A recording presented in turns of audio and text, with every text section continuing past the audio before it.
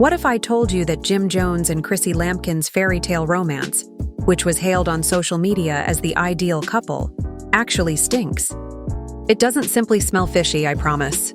Both spiritually and emotionally, it is extremely musty. Jim just tore the bandage off a 10-year love wound, so be ready. And people, not even a gallon what's coming out might be cleaned with bleach. Nobody, not even the VH1 producers, anticipated this decision. Jim wasn't merely vocal. He became nuclear. And what he's disclosing is the kind of ugly heartbreak that makes hip-hop and love seem like Mr. Rogers' Neighborhood.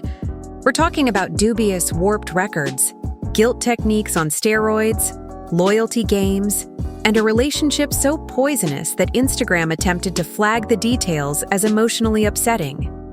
The question now is, was Chrissy ever truly in love? Or was this all a protracted con with Chanel pearls and red bottoms? Why did Jim say that her love was steamy suffocating?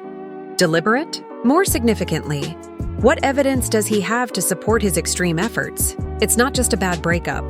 This crime scene is emotionally charged, disintegrating in public. Jim just spilled all of Chrissy's meticulously edited story, so turn off your notifications, get some munchies, and get ready. Furthermore, no press release in the world will make things better after this storm.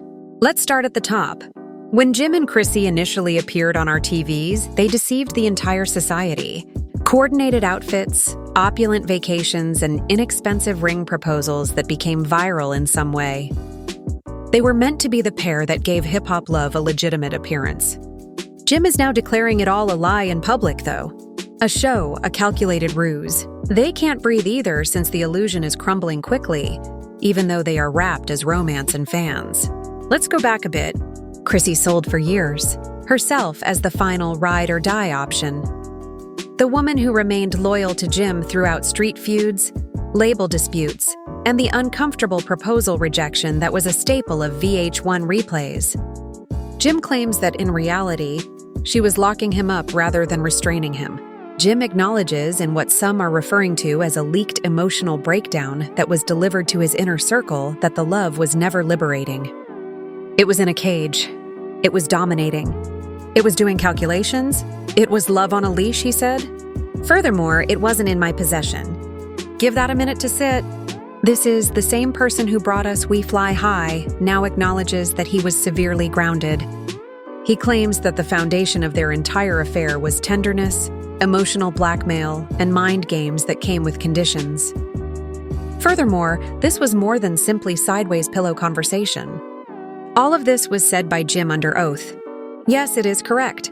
Jim fired so many emotional bombs during a sealed deposition, connected to a different VH1-related litigation that the court stenographer had to request a break. A court representative characterized his voice as exhausted but at last liberated. This was not evidence. This was a full-fledged evidence-based cleansing. Let's discuss receipts. It seems that Chrissy maintained an extensive relationship ledger. A spreadsheet that contained every penny she had spent on haircuts, grills, gym flights, clothing, bail money, and even teeth whitening trays. It was all interestingly documented. This is where it becomes twisted, though. During fights, she allegedly used the spreadsheet as a weapon. Chrissy allegedly said, 82 on 311 by 47 says I'm not going anywhere, in response to Jim's request for space. It's not love. Excel and lipstick are being held captive by a beauty influencer. That is the title of the documentary series that she reportedly pitched to 3 different networks. But guess who she didn't loop in? Jim Jones. Is Jim attached to this project? An executive reportedly inquired. Chrissy responded, no, but that's how I see it. And that's precisely when the agreement broke down. Hold on, though. The mess doesn't end here. At this point, it becomes difficult to distinguish between outright sabotage and public scandal, because shade wasn't the only thing that followed. It was an earthquake in a courtroom. Cameron enters the courtroom as if Karma herself had called him. No smile for PR, just a file and steely precision. No showbiz flair folder with the label Confidential C+J. And there was so much proof in that folder that Chrissy's meticulously constructed kingdom didn't merely tip over. It began collapsing. Cam's arrival was compared by one courtroom employee to the quiet before a legal storm. He wasn't there to help anyone. He brought receipts and came to settle old scores. Everyone froze when the prosecutors opened that folder. The first page, a high-resolution bank scan, but not in Chrissy's or Jim's names. Christina Santiago wrote on it. Once connected to Chrissy's address, the same date of birth, former line of cosmetics. However, the suspicious $25K, $50K, and occasionally $80K transactions in the account offshore Cayman Islands are all marked as consulting services for a TV company that doesn't exist in any authentic records. A juror requested a break by the fourth page. Not a joke. Cam, however, simply warmed up. He was revealed yet another shocking revelation. An invoice trail connected to a nonprofit Chrissy founded for women's empowerment during her purported recovery. Cam's legal group provided incriminating information. Donor funds totaling around $190,000 were purportedly diverted to private companies associated with Chrissy's personal brand. How did that go? Spent money? Not on empowerment, but on image consultants, glam squads, promotional photos, and even a line item called Reunion Episode Wardrobe. Yes, allegedly stunting on reality TV with money from charities. Chrissy appeared to be short-circuiting by this point, her jaw clenched and her fingers twitching. She didn't blink or recoil as her lawyer leaned in and murmured something. She remained motionless in the lights of the courtroom, staring straight ahead. The video then appeared. Miami, a pixelated hotel hallway. Chrissy was pacing like she had just received bad news while wearing stilettos. She put her phone to her ear, and the sound was deadly clear but muted. We're done if Cam speaks, I told you. He's obtained evidence. He has backup plans. Jim refused to listen to me when I told him to stop it. Drop the microphone. There was silence in the room. Chrissy's attorney immediately raised a privacy issue. The prosecution responded with a clap. The video was lawfully acquired through a subpoena. It was admitted into evidence by the judge, because Chrissy's worry was already materializing. Her entire persona as the resilient ride-or-die woman was disintegrating. What took its place? A picture of deceit, manipulation, and potentially fraud. The last dagger then moved. A former production assistant for VH1, will refer to her as C, anxious, trembling in speech, but prepared to destroy everything. The first thing she said was, Chrissy used to bribe us, sneak cash under the table to cut scenes that damaged her reputation. I once seen her threaten a senior editor, telling him he would never be able to work again if he showed that footage. The jury winced. At last, Chrissy hid her face in her hands. C wasn't finished, though. She also submitted fictitious invoices. Travel claims payments for shoots that never took place. One journey was to chaos and the Turks. She referred to it as script development. However, it was her birthday. I was present. Cam sat quietly in the gallery during it all. No response, no grin, simply cool poise like a man who didn't have to. The truth was now shouting from the speakers in the courtroom, so there was nothing more to say. Pandemonium bloggers were live broadcasting outside the courthouse, and Instagram was leaking updates. Twitter is on fire every 2 minutes, and memes are ruthless. With the phrase, when you bet the house on manipulation and it goes for closure. Another included Cameron leaving in the shade with a reality TV camera, a courtroom camera, and the most vicious split picture. Jim and Chrissy on the left grinning throughout the VH1 era.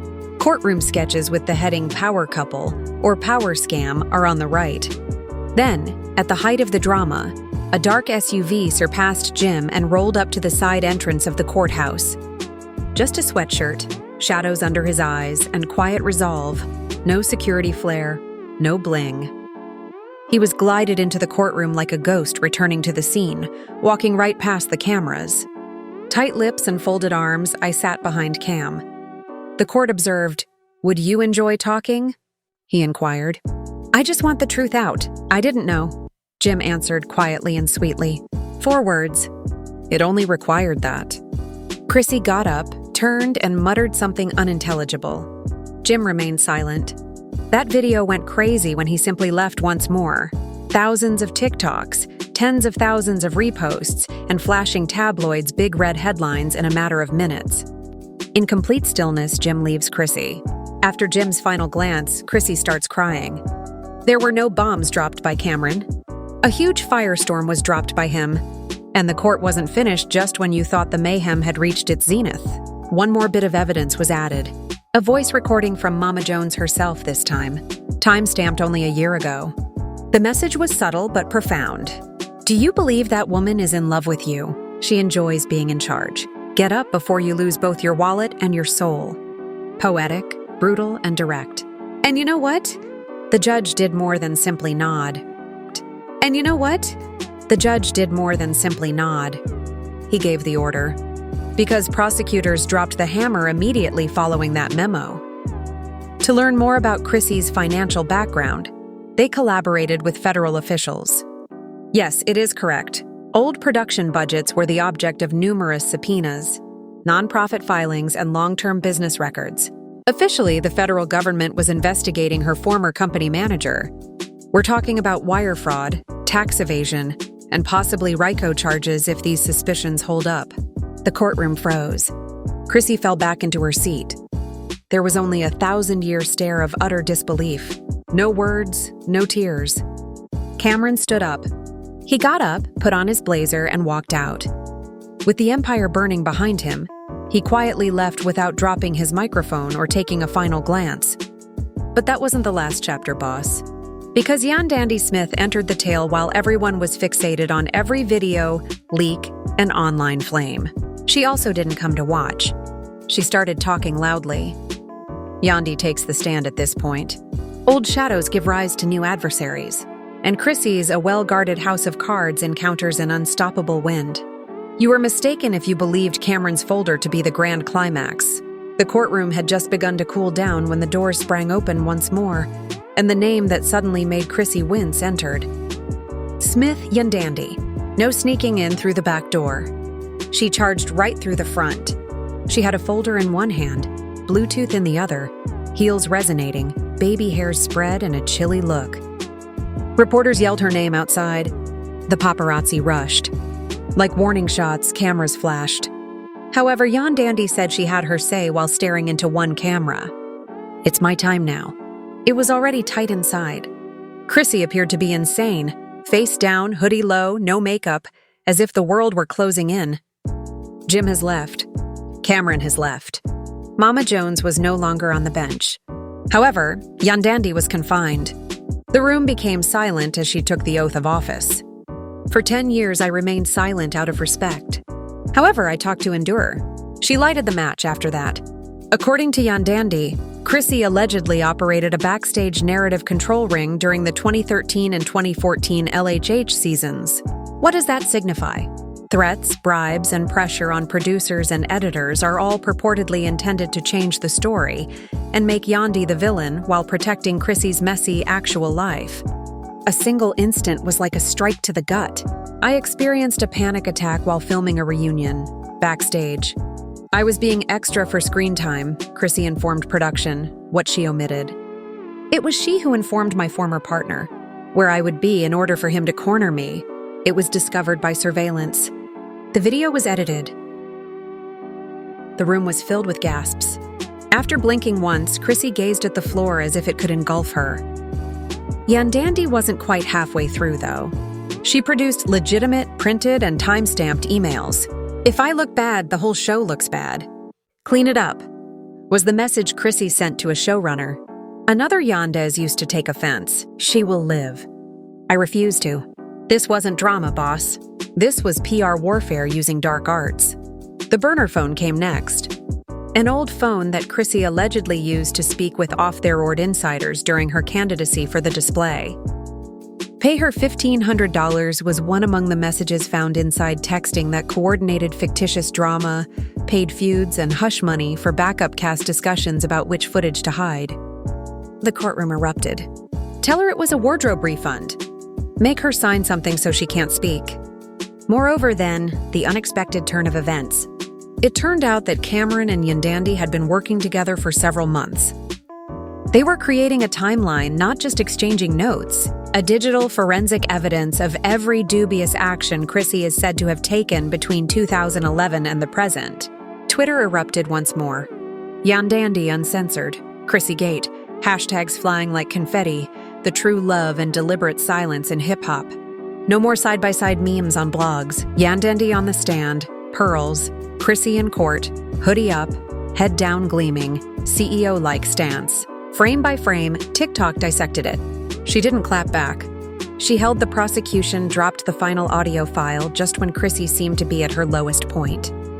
Another Yandandy dug out screenshots like Marvel exposes post-Reddit sequences during the entire 10-year tempest. A 2019 video of Chrissy speaking on the phone with a VH1 producer was confirmed by forensics. If we disclose something about Jim, even the judge inhaled deeply. His mental health makes me look like a saint.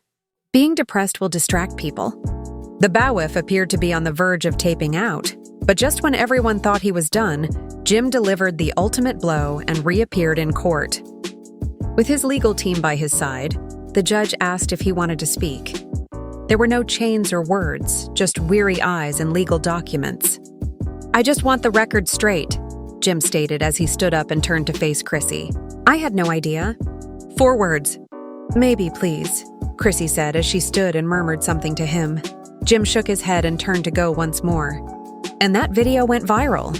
Reels popped, TikTok stitched it, and Twitter proclaimed it the quietest mic drop in TV scandal history. He's done protecting her, and the documentation Jim turned in is stacked.